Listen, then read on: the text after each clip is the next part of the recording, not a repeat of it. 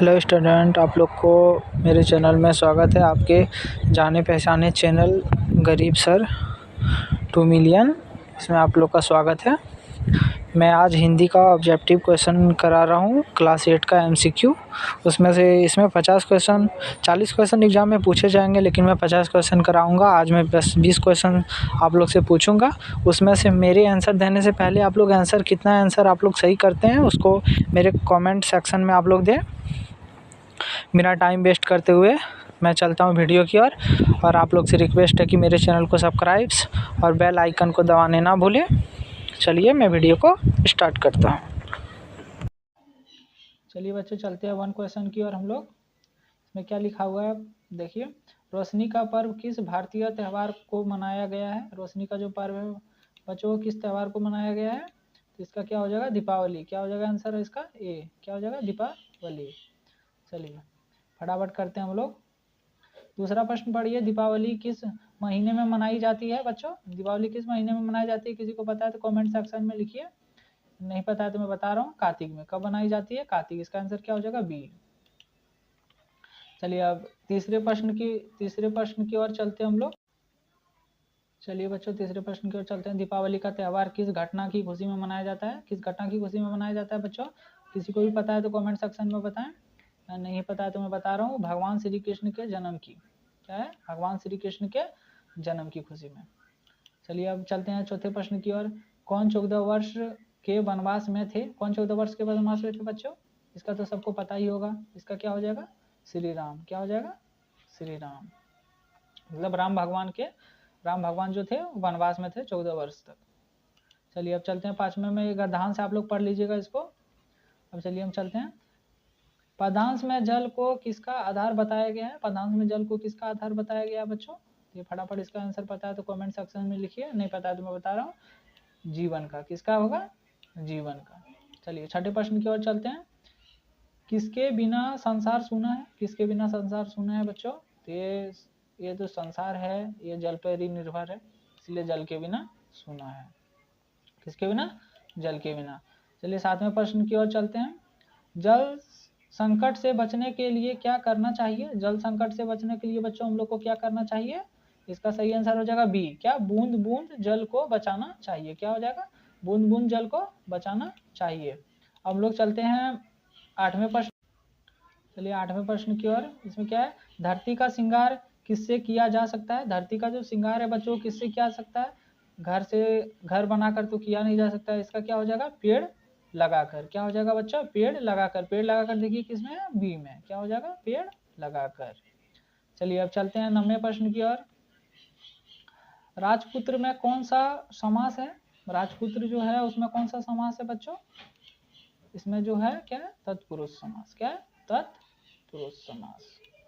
चलिए 10 नंबर प्रश्न की ओर चलते हैं। आशा शब्द का विलोम क्या है? आशा शब्द का विलोम क्या होगा? निराशा ही होगा, ये तो सबको पता ही है। कहाँ है निराशा? देखिए आप लोग, ए नंबर। क्या है? निराशा। चलिए 11वें प्रश्न की ओर चलते हैं। विद्यालय का संधि विच्छेद क्या है? विद्यालय का जो संधि विच्छेद है वो क्या होगा? क्या हो जाएगा बच्चों? आप लोग बताइए। क्या हो जाएगा? ए। क्या होगा? विद्या प्लस आलय। क्या हो जाएगा? विद्यालय। अब चलिए 11वें प्रश्न की ओर चलते हैं। सूर्य का पर्यायवाची शब्द कौन सा है? क्या हो जाएगा इसका बच्चों आंसर? इसका जो आंसर हो जाएगा 12 का आप लोग का आंसर हो जाएगा क्या? बी, रवि। क्या हो जाएगा? रवि। चलिए बच्चों चलते हैं 13वें प्रश्न की ओर। अनुपस्थित शब्द में कौन सा उपसर्ग है? इसमें क्या हो जाएगा बच्चों आप लोग का आंसर? इसका आंसर हो जाएगा 13 का जो आंसर हो जाएगा अनु। क्या हो जाएगा? अनु। क्या है इसमें? अनु है बच्चों। देखिए इसको, मतलब अनु। इसका हो जाएगा अनु। क्या हो जाएगा? ए नंबर। इसका क्या हो जाएगा? ए नंबर हो जाएगा अनु। अनु। ठीक है बच्चों। अब चलते हैं चौथे प्रश्न की ओर। 9 2 11 होना मुहावरे का सही अर्थ क्या है? 9 2 11 होना मुहावरे का सही अर्थ क्या है? क्या है बच्चों? ये तो सबको पता ही है। जब चोर पुलिस को पकड़ता है तो चोर क्या हो जाता है? 9 2 11 हो जाता है। तो इसका क्या होगा? भाग जाना। क्या हो जाएगा 14 का? बी, भाग जाना। चलिए हम लोग चलते हैं 15वें प्रश्न की ओर।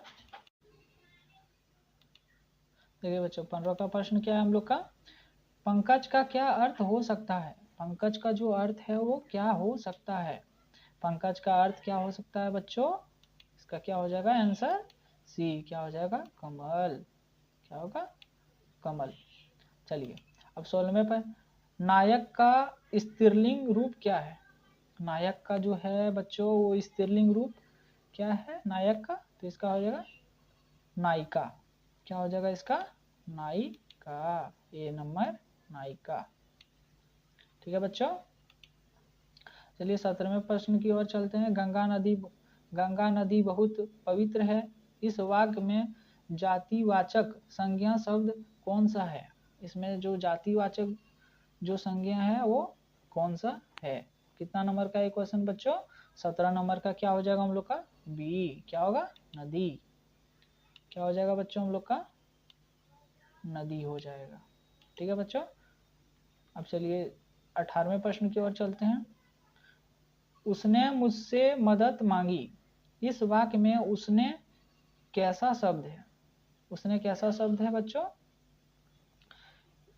उसने कैसा शब्द है 18 का देखिए आप लोग का आंसर पता होगा तो कमेंट सेक्शन में दीजिए।